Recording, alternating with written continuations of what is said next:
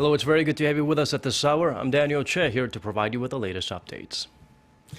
The South Korean government reiterates the deployment of THAAD is purely for the defense of the country from North Korean threats.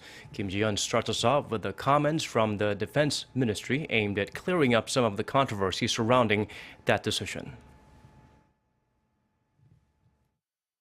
South Korea's defense ministry says the deployment of the Terminal High Altitude Area Defense System, or THAAD, is meant solely to protect the country from North Korean threats. In an exclusive interview on Sunday with Seoul-based broadcaster KBS, Defense Minister Han Min-gu said the main reason it's deploying THAAD is to quickly detect short and mid-range missiles fired by North Korea towards the south and to be able to neutralize them while they're airborne. The minister said THAAD can intercept missiles some 3,000 kilometers away, including North Korea's state-of-the-art Musudan submarine-launched missiles, which have a target range of 2,000 kilometers, as well as Scud and Nodong missiles. However, the minister played down the possibility of THAAD being used to take down a long-range intercontinental ballistic missile, the type North Korea would use to target the U.S. He also refuted the claim that THAAD's radar system, with a range of only up to 800 kilometers, could be used to spy on neighboring China.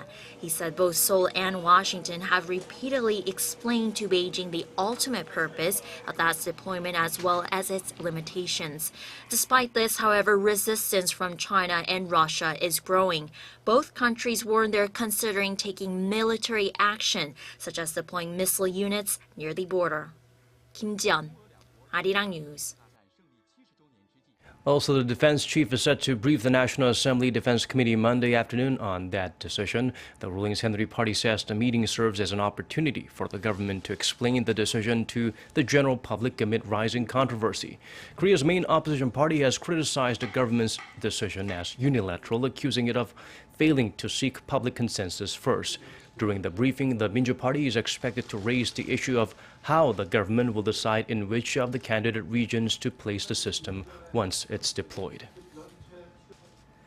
And it may now be possible for the South Korean military to place heavy weaponry along the border facing North Korea. Reports say the United Nations Command has amended a clause of the Inter-Korean Armistice to that effect. The armistice had banned heavy weaponry along the border, but the change was reportedly made in response to North Korea's deployment of mortars and landmines along the heavily guarded demilitarized zone. Seoul-based Yonhap news agency says the situation could lead to more clashes along the border in the near future now that the ban on some of the heavy weapons has been lifted. It adds that the amendment has been in effect since September 2014, the first change of its kind since the armistice agreement was signed more than 60 years ago.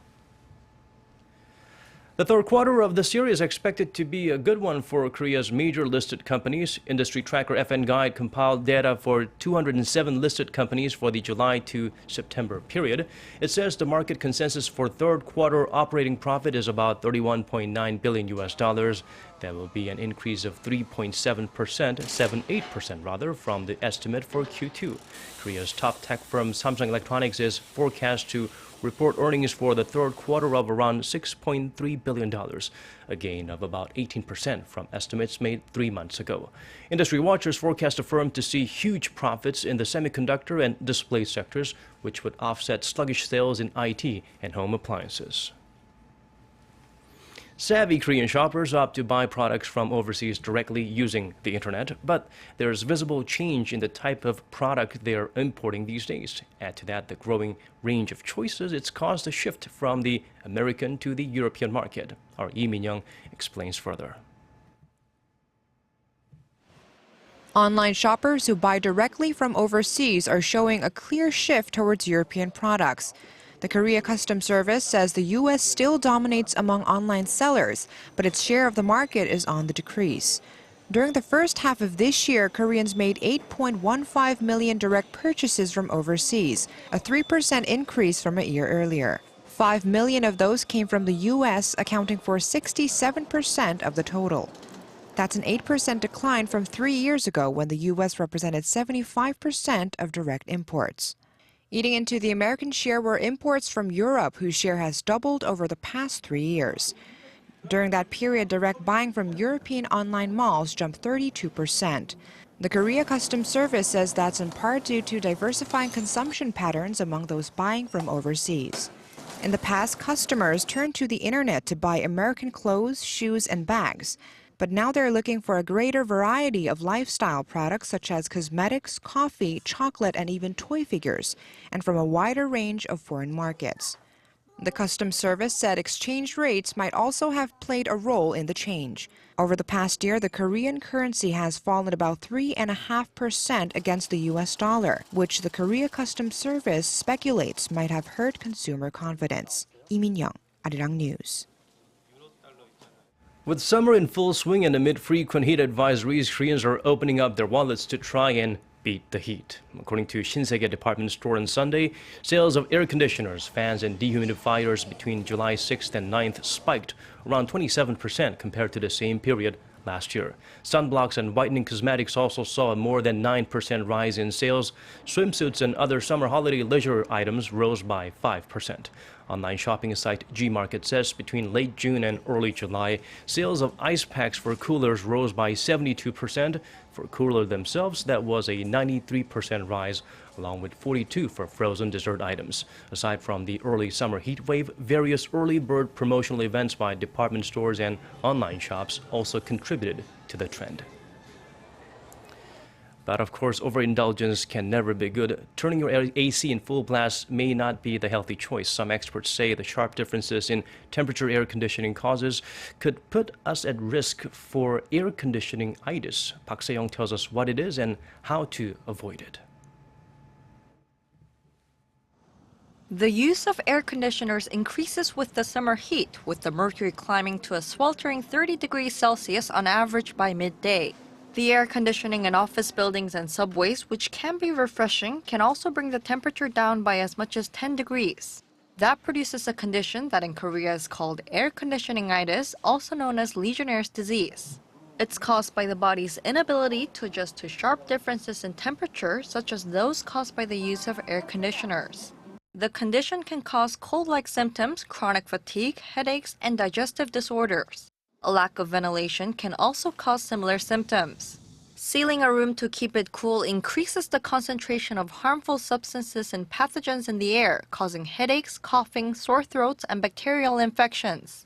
The use of air conditioners also reduces indoor humidity, leading to irritation of the mucous membrane and dry eye syndrome. It's important to keep the indoor and outdoor temperature difference at below 5 degrees Celsius and try to make up for the lower humidity by staying hydrated. Ventilating the room every 2 hours is also important. People who experience symptoms of air conditioningitis should try to keep warm by putting on long-sleeve shirts or pants or covering up with a blanket. If air conditioning is unavoidable, experts suggest moving around every so often, even when indoors, and making time in the day for some light exercise outside. Park Se-young, Arirang News. Another case of the Zika virus had been confirmed in Korea. According to Seoul's health authorities on Sunday, a man who has lived in Guatemala since 2010 became the 7th Korean to be infected by the virus. The Korea Center for Disease Control and Prevention reports the 52-year-old tested positive for the mosquito-borne disease after returning home for a short visit on Wednesday. Fortunately, he has shown no particular symptoms save for minor rashes and was not bitten by any mosquitoes since arriving in Korea. The latest case comes just 9 days since the last confirmed infection. Aside from Guatemala, so far Koreans have contracted the disease in the Dominican Republic, Brazil, Vietnam, and the Philippines. Months ahead of the Brazil Summer Olympics, the World Health Organization declared the Zika virus outbreak a global emergency. And in Japan's parliamentary elections, the governing coalition has won a supermajority in the Diet's upper house, achieving a level of dominance never before seen in post-war Japan.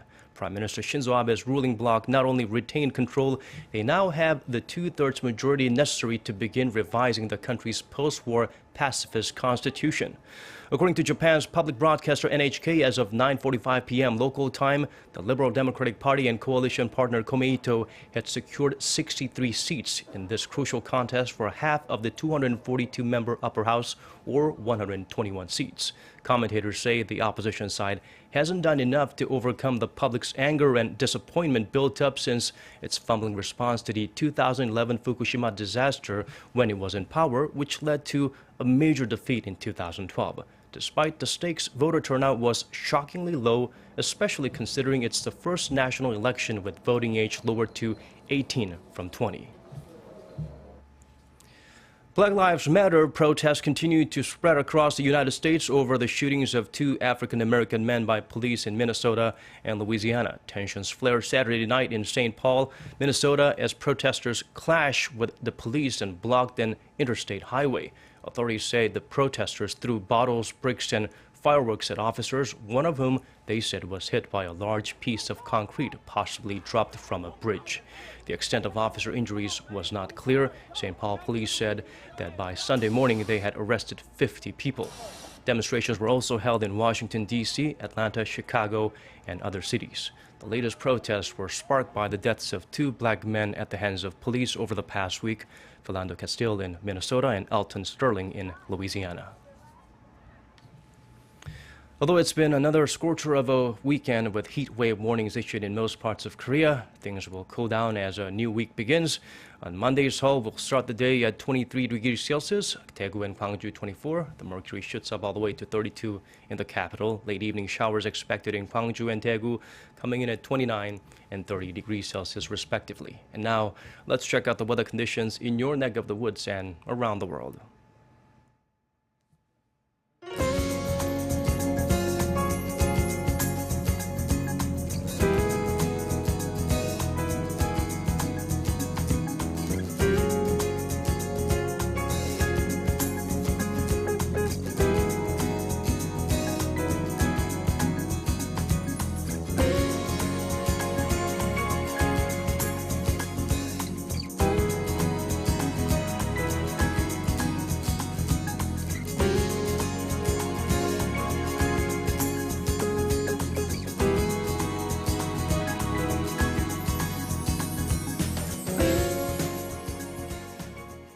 That's it from us. Thank you for watching. Hope you make a smooth transition to a new work week.